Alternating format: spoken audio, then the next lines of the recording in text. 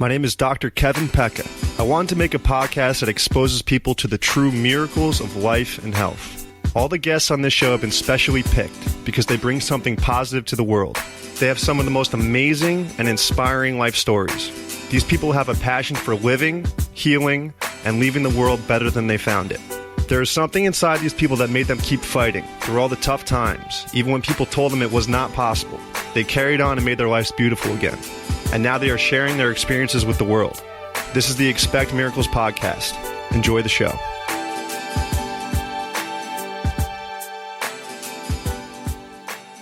Today on the Expect Miracles podcast, we have one of my favorite people in the entire world, Dr. Liz Hoefer. Dr. Hoefer is a upper cervical Blair chiropractor out of Santa Margarita, California. Southern California. Perfect. It's been too long since I've been back there. The OC, baby. The OC. Yes. And this woman right here has taught me literally every single thing I know about upper cervical chiropractic. Taught me everything. So incredibly grateful to have her in my life. She still helps me on a weekly basis. Dr. Hoefer, how are you doing today? I'm so happy to be back on your show. You're the first person I've had on 3 times. This is our third time here. I'm a three-peater. I can't believe it. I am a special guest. So, Dr. Hoefer, over the past couple months, you have had probably one of the most wild rides one could go through. You found out something in your life that literally changed the entire course of your life. Everything that you thought was one way in your life completely got reversed, flipped around. It's so crazy. I don't even know how to even begin to talk about it, but I know it's really made you reevaluate everything in your life for the better. Would you say so? Absolutely. And there really aren't words to describe the magnitude of what I've been through just since May of last year. And yeah, I think that we should probably just kind of give a little background. Absolutely. Let's start from the beginning because it wouldn't make sense otherwise. Right. So on the first episode that I did with you, I think honestly I was your first guest. Mm-hmm. Yeah. And it was my story of healing through the Blair upper cervical work. Which completely saved your life. It absolutely saved my life and is why I'm so passionate about being a Blair upper cervical chiropractor and training students and sending them off and watching them do what they do just like you. But what led me to even needing a Blair upper cervical correction, as we know in the field that we practice in chiropractic, is that there's traumas and they can come from thoughts. They can come from toxins like medication and whatnot, and they can come from thoughts. So thoughts, traumas, toxins. Oh, and trauma, physical trauma. So my upbringing that we talked about on our first episode was the physical trauma and the emotional abuse that I suffered throughout my life. And at that time, that was a couple of years ago. And I mean, my story is still my story. It's just, It's a lot more involved and it's a lot deeper and there's a lot more layers to it. I mean, it's interesting how life goes when you are opening yourself up to healing and when you open yourself up to being present, the most amazing things occur. And that's exactly why I love the name of your podcast, Expect Miracles, because if you would have told me on May 5th that the next day this thing happened in my life, I would have laughed at you and said, yeah right, no okay. Way, yeah. No way. So basically the long of the short of it is that I grew up in this kind of tumultuous situation and I needed to have massive healing, physically, emotionally, mentally. And I got my Blair upper cervical correction and I was well on my way to a physical healing and emotional healing in that regard. What did you need healing from exactly for the people that didn't listen to the first episode? So I was suicidal for 13 years, every single day from age 13 to 20, actually 14 years, 13 to 27. I had this thought in my brain that I didn't want to live anymore. And when I was age 13 to about 22, I attempted suicide 3 different times. My daughter, Lauren, who is now 19 and a half years old, was what really kept me here because I knew that I didn't want to have her grow up in a situation that was without her mother, because obviously my mother had left me and abandoned us, me and my little brother, on Christmas Eve when we were babies. I was a toddler. I wasn't even 3 and he was 15 months old. And there was abandonment issues and there was trauma physically and emotionally. And we like had so much chaos with my dad, Larry, who raised me, but then had like different wives. And we called 6 different women mother before I was like 12. That's wild. Yeah, there was a lot of chaos, right, growing up. And then when I got into chiropractic school, I just knew that I had to do something better for me and Lauren. And so I set out to have this amazing career. And it wasn't until I was 27 that I got my life-changing Blair correction that I knew that in that moment, the rest of my life was essentially mapped out. Like, I'm going to be doing this forever. Mm-hmm. I'm going to be screaming this from the rooftops. So here I am 10 years later, right? I am out in practice. I'm serving on 3 different boards. I'm serving in a high political situation in the state of California, and I'm serving on the Blair Chiropractic Society board. I'm serving in my local government here in Orange County, and just really involved in leadership and mentoring students and educating interns, having a great life. I'm married almost 10 years at this point to my husband. We have 2 amazing kids together. Like, life couldn't be better, right? Mm-hmm.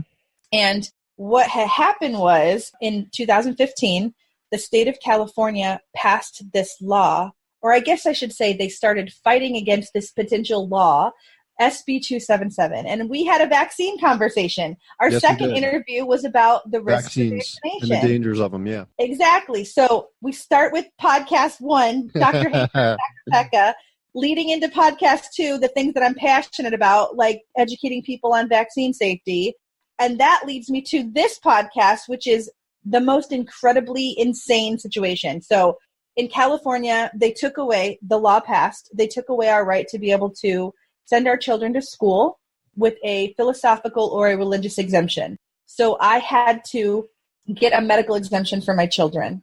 And my children have never been vaccinated, so they don't have vaccine damage like my first daughter does. Mm-hmm. And so in the state of California, they gave this provision for the family history. And because my mother left, and because I had a tumultuous relationship with Larry's family, I didn't have all of my medical information and I didn't have ready access to it.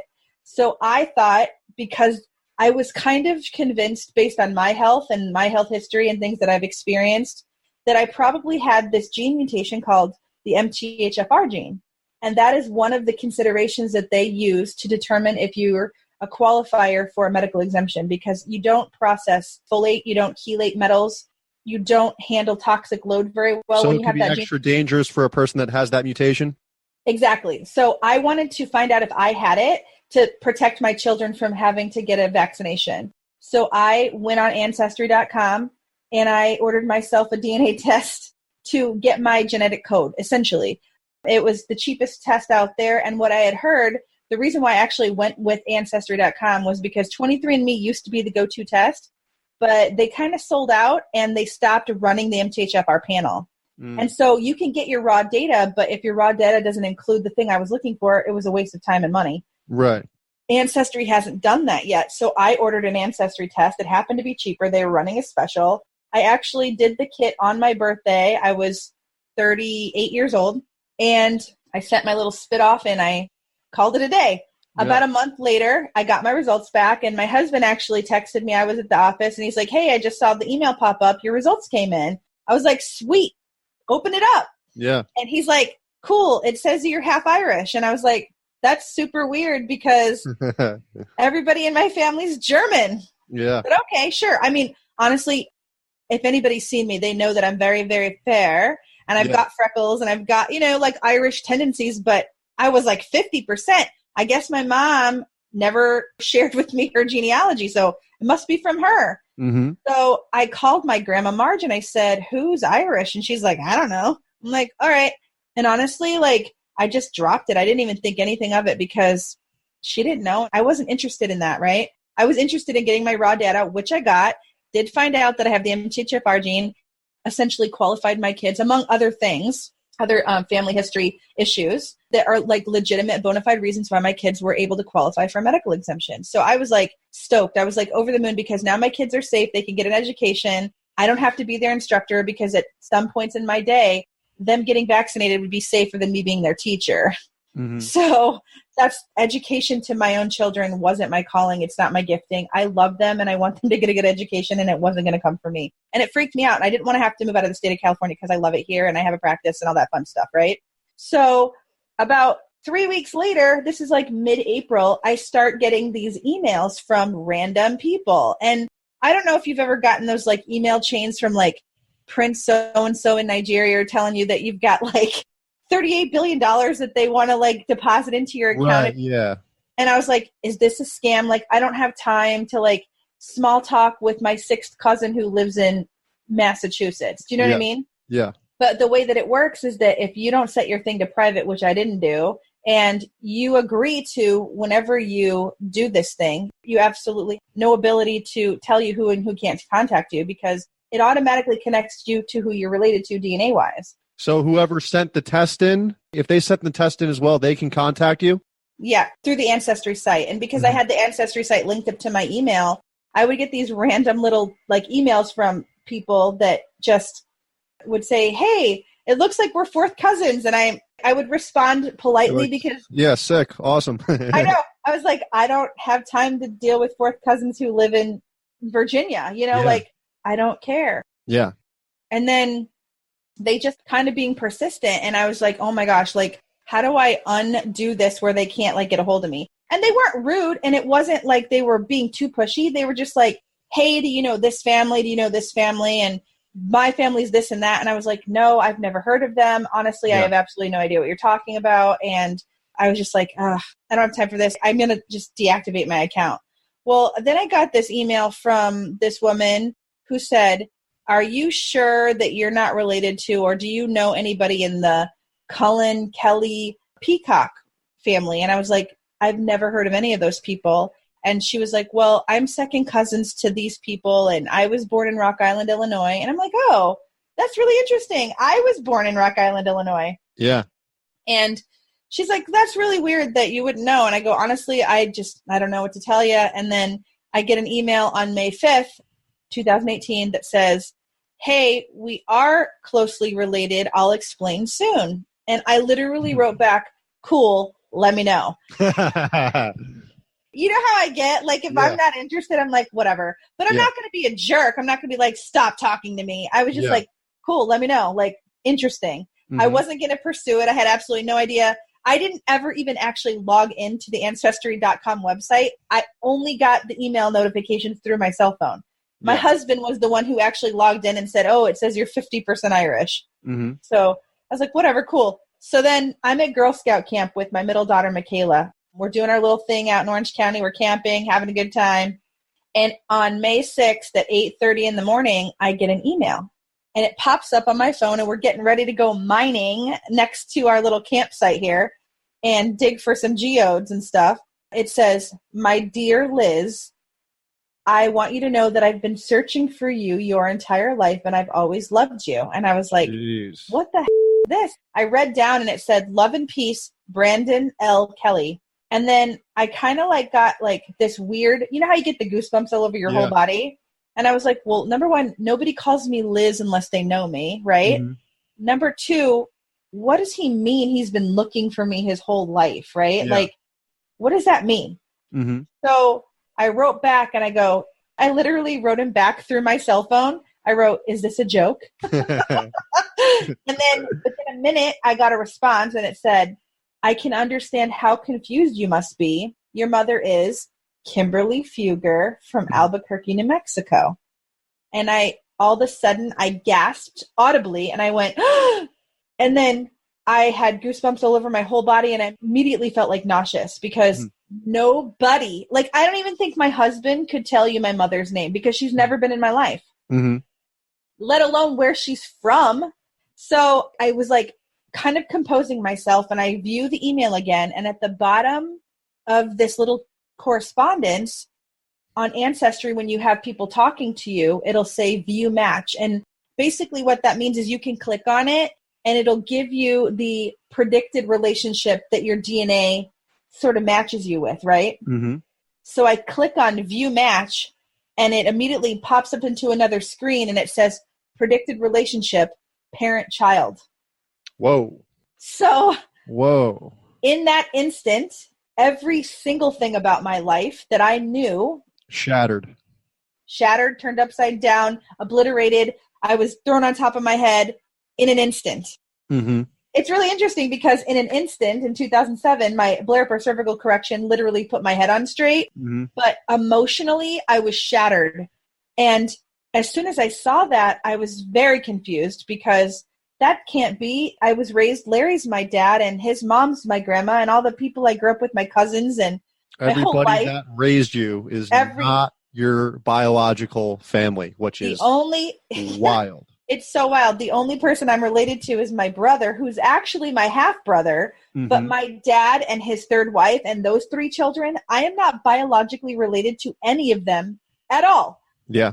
And so as soon as I came to grips with the reality of what I just read, I saw his name again. And then you know how you do, you go on Facebook and you stalk somebody. Mm-hmm. And so I put his name into Facebook. And as soon as I did that and I saw his face, I was like, yep. Oh my God, that is my father. Yeah. Because I look just like him. Yeah.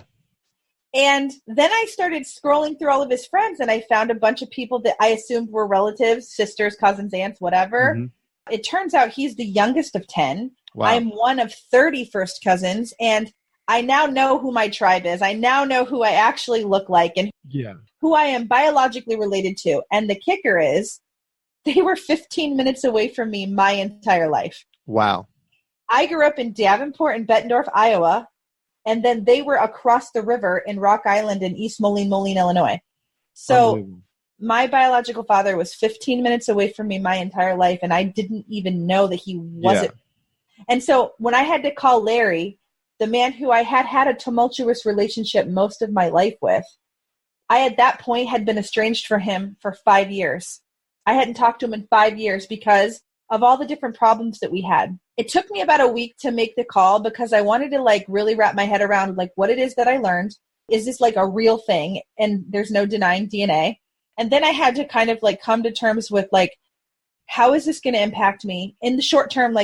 How is this going to impact my husband, my children, my life personally? And then how am I going to share this with Larry and his family? Because they're my family. That's who I knew. Right. So then I started thinking, maybe they all knew. Maybe that's why they were mean. Maybe that's why they tolerated me. That's how I kind of felt I was just tolerated. Maybe they just knew. And that's why they did their best, but they didn't want to tell me because it was so heartbreaking. Yeah. And as it turns out, admittedly, Larry, my dad, did not know. I called him.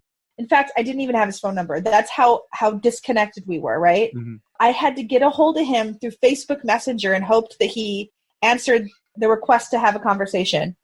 And he did finally. And so basically we had a conversation. We talked through the camera and I saw him and I told him, after it was very difficult to spit it out. I spit it out and I said, I took a DNA test. And he goes, let me guess, I'm not your dad. And I go, that is correct. Wow. And he stopped and he turned his head and he started sobbing. And that is the second time in my life I've ever seen my dad cry. The first time was the night my mother left on Christmas Eve in 1982. Mm-hmm.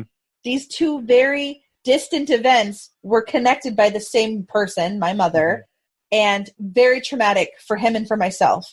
And so he was so upset. He obviously started getting mad and he was saying things about her. And I said, I get it. Are you kidding me? This is the shock of a lifetime. He said, I don't care what DNA says. You're still my daughter. Yeah. I raised you. I brought you home from the hospital. And I just cried. And I said, it's all I've ever wanted from you is for you to acknowledge that you had love for me and that you wanted me. And yes, we've had our issues and we had our disconnects and there was stuff that happened that it wasn't awesome. But in the moment that I could see his grief and I could see his shock that was huge for you. It was instantly healing. And it wasn't because I want him to feel bad. It was because I had compassion for him as a human being. Yeah. Could you imagine? You needed to see that. I needed to see it and I needed to feel it and I did. And it was instantly healing. So me and him, despite all of the trauma that we've experienced together, we're really close. Mm-hmm. As if nothing bad ever happened. Because the way family goes, things happen. Oh, absolutely. You go through hard stuff, but then you love each other and you have a relationship. And that's how it's supposed to go. And we had a really hard, rough, disconnected time. But this particular traumatic event bonded us in such a way that now we're good. we're good. We can call each other and laugh and joke, and he can sit with me and hold me when I'm sad and cry, and he can answer tough questions that he was never able to be emotionally available for in the past. And it's so remarkable what healing can do and what traumatic grief can open up and then allow to come to pass. But why do you think that is? Like, why do you think he's able to? Why couldn't he answer those questions before? Well, I don't think that either one of us could even fathom the capacity of the inhumanity of what was done to us. Because as it turns out, my mother knew the whole time, and she did it on purpose. She knew that I wasn't Larry's daughter. She was pregnant when she met Larry, and then told Larry he was the father, and he didn't think to not believe her. Mm-hmm. Because when you're sleeping with somebody and they get pregnant, you just assume that it's yours. Yeah. He didn't do the math. So I was able to actually have a conversation with my mother about 3 months ago. And how'd that go? It was surprisingly cathartic. I had every intention on getting the phone and yelling and screaming and being angry and telling her, what have you done? My entire life is like totally screwed over. Yeah. But when I got on the phone, I had nothing but like I'm not even kidding you, unconditional love and forgiveness. Mm-hmm. It was the most bizarre thing, but that's how God works.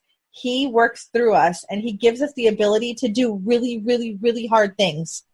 So the first 5 days, I don't think I slept. Like after I found out that information, I don't think I slept for like 5 days, and I sobbed and I cried and I thought of different circumstances in my life. Like the first time I went to a high school dance, and when I graduated from high school, and when I had a fight with my friend down the street, and how I would run to Larry and how he would be there, different things. And then I realized like it wasn't supposed to be him. It was supposed to be Brandon. Mm-hmm. And I'm 38 years old, and I have to reconcile the entire situation and sort of have this new lens of, holy cow, like it was almost like I was unwittingly adopted. Like my mother played a trick on everybody, but then she just took off.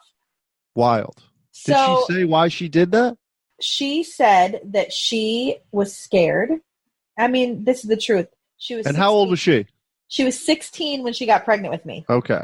She was 17 when she had me. So if I can go back to myself at 16 and 17, I probably wouldn't have made a rational decision either. Very true. And so I have compassion for her as a 17-year-old girl trying to be married and just whatever. And she said, I never could figure out how to untell the biggest lie I ever told. And I said, well, I quote, I can't tell you what to do, but the truth is always the right answer. Mm-hmm. And so I told her I forgive her, and I told her that she doesn't have to go to her grave with this. And I told her that I don't expect to have like a relationship with her, but that she doesn't have to live with this guilt and this shame that she's been living in for all of these years. And I mean, I had talked to her when I was 27. I had talked to her when I was 25, and I had seen her. I'd met her in person when I was 17. So that was the first time you saw her since that Christmas Eve night when she left. I was 17. Mm-hmm. And what was that like? It was weird. It was like, was it disappointing? It was disappointing, but it was exciting because it was my mother, and I'd never seen her. So here I am, this junior in high school. I wanted to impress her. I wanted her to be in my life. I was just a little girl. I was the same age that she was when she had me. Was she open arms, or was she standoffish? Or she was very distant. And now I understand why, because she's literally created a life where we don't exist. Everybody that's in her life literally doesn't even know that she has children. That's the story she's been She didn't have any more children after that? She had me and my brother, and then she was out, and she never had any other Did she ever get married again? She got married to a guy, then they got divorced, he died, and then she spent, I think, like 20 years with a man, but never married, she still lives in Idaho. Did she ever want to reach out and tell you? I don't know. I mean, she was gone. She was good. She was broken. She was done. She couldn't undo it, and she didn't know how to fix it, so she was just absent.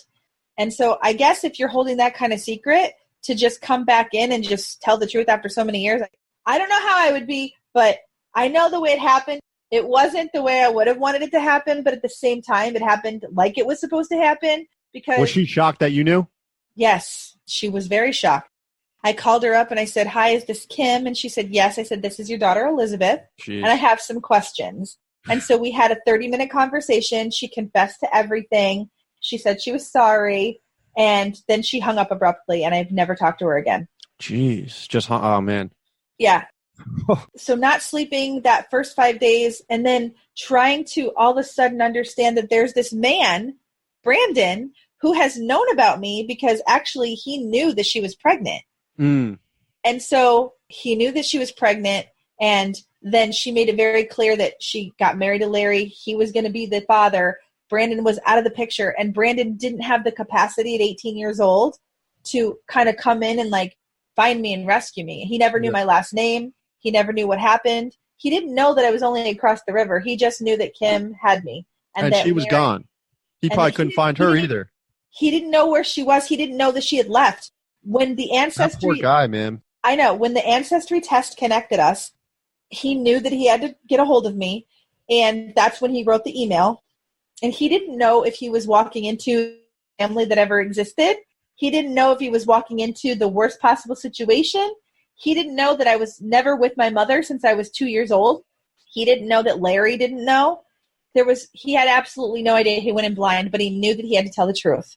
Mm-hmm. And he knew that this was his opportunity that he had been praying about seriously for 38 years. Wild. So the reason why I wanted to talk to you about grief and healing is because that circumstance was the most mind-blowing thing that I could even comprehend happening to a human being.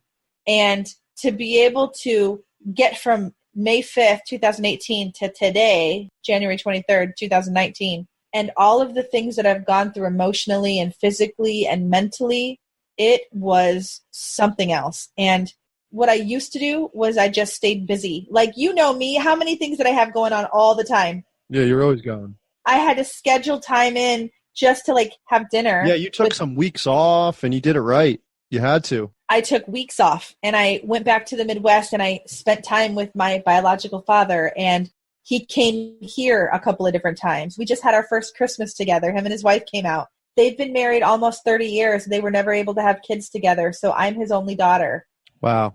And he has 3 granddaughters from me. And so it was like this instant family, but it's not easy. It's like, even with our first holiday, like she left me on Christmas. So Christmas has always been a little rough. Mm-hmm. Emotionally, even though I've tried to change that and like focus on what is the meaning of Christmas and what am I doing it for? I'm doing it to replace that bad memory for my children. They don't deserve to suffer because I did. Mm-hmm. So this Christmas, they flew out and we had our first Christmas together. And actually, you know what I'll do? I'll give you a picture. We did a family photo together. Beautiful. And I'll give you a picture to post of me and him and then me and my family so that people can see. In fact, my friend Chella, who took the picture, she titled the entire shoot Reunited. Mm-hmm. That's beautiful. And I think that that's what this episode should be called, Reunited, because the truth is, like, in his time, in God's perfect timing, I was allowed to be reconnected with my true identity. And that is that I am half Irish and that Brandon Kelly is my father. Larry Zelmer is my dad. And even though we've had our struggles, we're completely reconciled.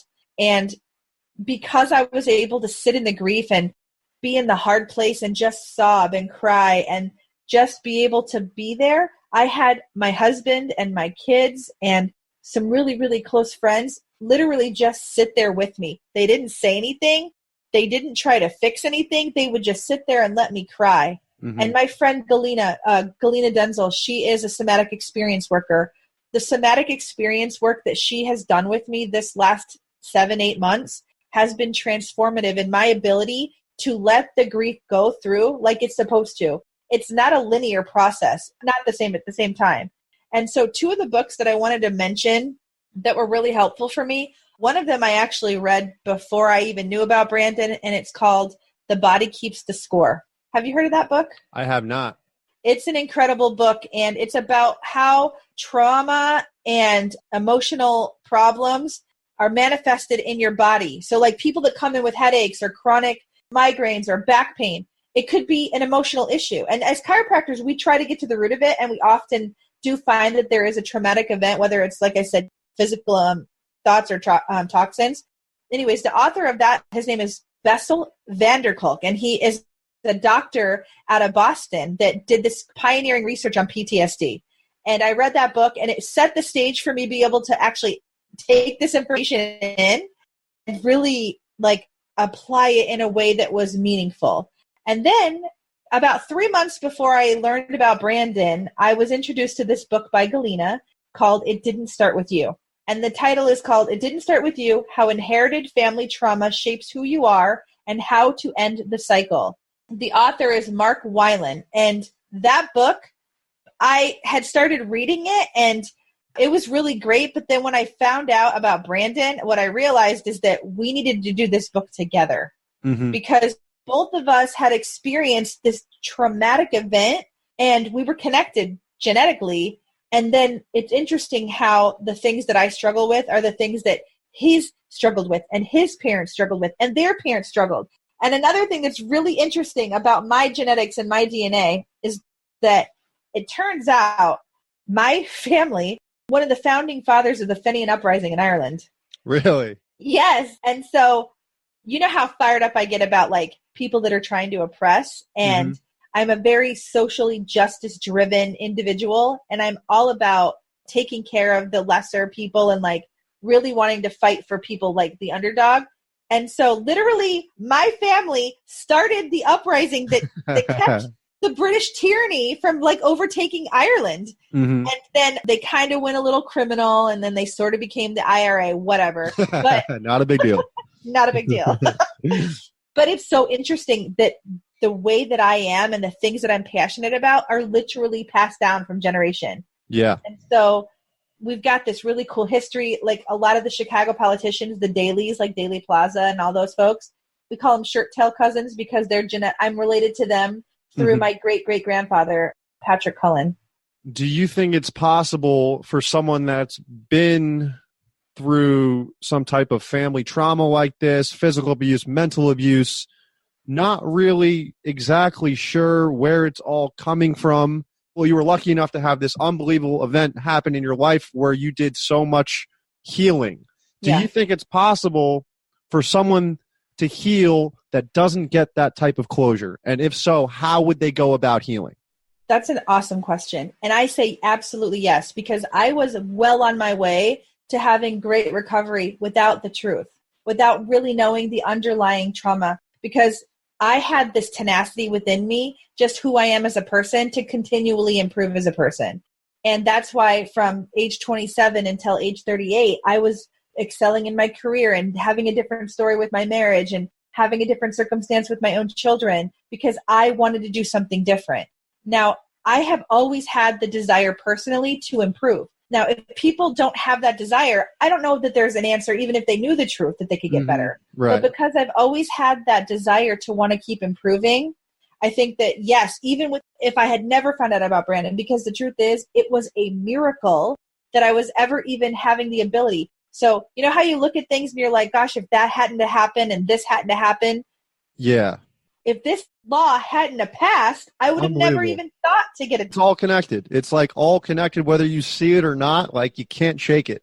I know. And so as much as I dislike the man that introduced this bill into the state legislature, I almost have to say thank you, because if it weren't for him, I wouldn't be here. I wouldn't have been discovering the most incredible thing that's ever been discovered in my life. And I wouldn't have had the blessing of knowing that I've actually had a father out there for 38 years who has been dying to meet me, who's been praying about me, who's been trying to find me. He was so close to finding me so many years ago, and then it got squashed with opinions and different things. But the truth is, it was a perfect time for him to find me now, because I'm able to receive it. I'm able to process it in a healthy way. I'm able to be able to have the space and the time and the available resources that I can take weeks off and do what I need to do to get this healing done. Absolutely. And so, yeah. And how much easier and amazing is it that he's such an amazing person? His family seems like he's such an amazing person. That's your DNA. Those are amazing people that you came from. Like that must be very comforting. It really is. It's like it answers a lot of questions, because the truth is, I never looked like anybody that I grew up around, but I just always chalked it up to, I must just look like my mom and her sister. Right. And I could see resemblances in pictures, but I didn't have them in front of me. But I'm not even kidding you, Dr. Pekka. When he came to the airport, he flew to Orange County in June to meet me the Friday before Father's Day, the very, very first thing that I did was I took him to the office. I know you did, yeah. To get his head on straight. I had to get him adjusted. Like, that's my thing. Yeah. I'd known him for a whole hour and a half, and I'm sitting there doing an intake with him, and I realized we have the same lisp. Like, when we get tired or when we get, like, goofy, this little lisp happens. I have the same lisp. That's unbelievable. We have the same shaped eyes, and we have the same mannerisms, and I was like, holy cow. DNA is a thing. Yeah. And nature is a thing. So the nature versus nurture, you're going to be who you are around your environment, but nature absolutely plays a role. You can't rule one out without the other. Like, absolutely it's not all environmental and it's not all genetics. It all ties in together, it sounds like. It's completely together. And it is so very clear that I am a Kelly. Mm-hmm. Beyond words. Absolutely. And so it's really neat getting to meet some of the cousins that I have, and a couple of them live out here in California. In fact, I just had the opportunity to spend time with my cousin Lydia the other day. We were just joking and reminiscing about how the fact that we've never really known each other, but we felt like we've known each other our whole lives. And she's like, you're such a Kelly. And I'm like, I know. Yeah. So Dr. Hoefer, what are some things you think that people can get started with that really want to heal and like get the grief out of their life? What are some steps they can take to help move that forward? Obviously, getting your head on straight, blare upper cervical is one. Right. That can heal definitely some emotional past traumas. Yes. What are other things that you have done that really helped you that could also lead people in the right direction?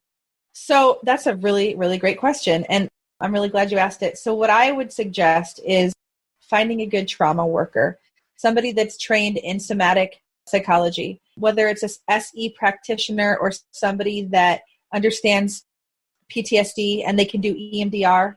Which is what? Eye movement desensitization reprocessing. And it's a trick and a tool that psychologists can learn. And it helps kind of allow traumas that are in your brain to become less of a physiological response. Wow. And it allows it to be more like a picture. So a lot of times I would send my car accidents, people that have been in car accidents, to people that do EMDR, because it helps to reprocess that traumatic event into a thing where they see it as an event, but it doesn't have a physiological reaction. Because a lot of times powerful. People still suffer from anxiety when they're driving and they don't know why. Mm-hmm. And so EMDR and somatic experience and understanding the work of people like Peter Levine and Dr. Van der Kolk, that book about DNA. So just Googling, I mean, it's as simple as Googling and saying, how can I get help with my grief? Because I am blessed to have people like Galena in my life who give me these resources. And I'm blessed to have this education to understand the effects of trauma on my nervous system. And I was already well on my way to having a physical kind of understanding of that, but the emotional component of it was just completely laid out there. Having a phenomenal support system, even if it's one person that can sit there with you and not try to fix stuff, but just be there and hold space for you. And then, of course, in my life, prayer and having a spiritual connection has been absolutely huge, because I don't believe in coincidences. I believe in divine appointments, and I believe that all things work together. And so every circumstance that I've found myself in has been because God has willed it, and it's my time to experience it. And I receive it with gratitude. Your attitude is an important thing. If everything you receive or accept into your life and you're just really nasty and pessimistic about it, you're not going to have a lot of opportunity to heal. But when you receive things with gratitude, even when it's difficult and hard, and you can see that silver lining, you're going to be able to process it more effectively. Is it easy? 100% not. Yeah. Is it necessary? Absolutely. And I used to never cry. And I don't think there's been one day since May 5th that I haven't shed a tear over something. Yeah. And so it's a good release. Literally it is. Yeah. And my husband, he went from Stonewall Jackson over here to almost like too emotional. And it's not bad though. He's like, I'm happy to see that you actually can cry. Yeah. Because I held it in for so long, because I was so afraid to be vulnerable, and I was so afraid to have that intimacy with people, because when you're traumatized, you don't want to let people in. Yeah. So, 100%. Yeah. That is just like, it's such an amazing full circle like that. And I'm sure you're still going. I mean, does it ever stop? Probably not. We just get better at dealing with it. I think so. Yeah. I think so. And I think that that's exactly why I was able to receive this gift of this truth in my life, because I had been on a path. And I had already been learning how to be less busy, because if I had been given that information with the schedule that I kept in 2016, I would have had a nervous breakdown. Yeah. And imagine you got that information when you were a senior in high school. It would have been way different circumstances. I wouldn't have been able to receive it. I would have probably ultimately succeeded in my desire to kill myself at that point. But like I said, sitting here today, I have more confidence in who I am and what I'm supposed to be doing and the people I'm called to be for than ever before. And it's because I've allowed myself to sit in the pain. And even yesterday, one of my patients, I hadn't seen her since before Christmas, and she knew that I was going to have my first Christmas with Brandon and his wife. And she said, "How did it go?" And I was like, "It was great." And then I started crying. And so she was able to share that with me. I think that's why I have such a special place in my heart for my patients, because I'm a real person. Yeah. I'm a human being who lives human experiences, and I don't always have it all together, but she was genuinely concerned and interested about how my first Christmas went. And I told her it was messy, but it was real. Yeah. And it was great. And it was a great first Christmas at 38 years old. Unbelievable. Did you get knocked out of alignment at all with all the stress? Actually, I can't say that I have. That's no, amazing. I haven't gone out of alignment. Yeah. That's great. It is great. That's a really cool question. I didn't even think of it. No, I haven't. And you know what's interesting? I have made even better health choices recently. Like, I'm starting to really take care of the food that I'm eating. Like, I'm doing a really good, like, clean, like, low carb, moderate protein, kind of high good fat diet. And I'm starting to, like, move on purpose, like, not just at work, but like go out and exercise. And I'm enjoying, like, taking care of my body, because I realize I had 38 years stolen from my dad, and I don't want to have any more years stolen from my life, whether it's being with my relationship with him or my relationship with my children. And I was starting to get into a little bit of a pity party before, with, like, just justifying, oh, I can have that cupcake, or I don't care if I don't get up and walk that extra lap. Like, I was starting to be kind of a little bit justifying because I work hard. Well, now I'm like, you know what? I need to be healthy. My temple needs to be clean so that I can continue to do what I need to do, what I've been called to do. And you can't do that if you're inhibited through your physical body. 1,000%. And Dr. Hoefer, what is one piece of advice that you have taken with you over the years that you would like to share and gift the audience? Could be absolutely anything. Oh my gosh. That is cool. And I knew you were going to ask that question because I listened to your podcast. Well, today, in this moment, what I can say is that what has gotten me through up until now is the unwavering belief that there is more to come and that the best is yet to come. I would just say, hold on to the hope that whatever circumstance you find yourself in, whether you're at the top of the mountain, you know, screaming from the rooftops, hallelujah, or you're in the deepest, darkest pit that you've ever found yourself in, that there is something more on the other side of what you're experiencing right now. And it's going to be a glorious thing to experience. So don't give up, and don't think that you've reached the pinnacle, because we've never really reached it. And there's always something better. Yes, absolutely. Love it. And Dr. Hoefer, I usually, after you come on the show, people ask me questions about how they can get in contact with you. Would you mind sharing your email address if anybody has questions or anything? Oh my gosh, 100%.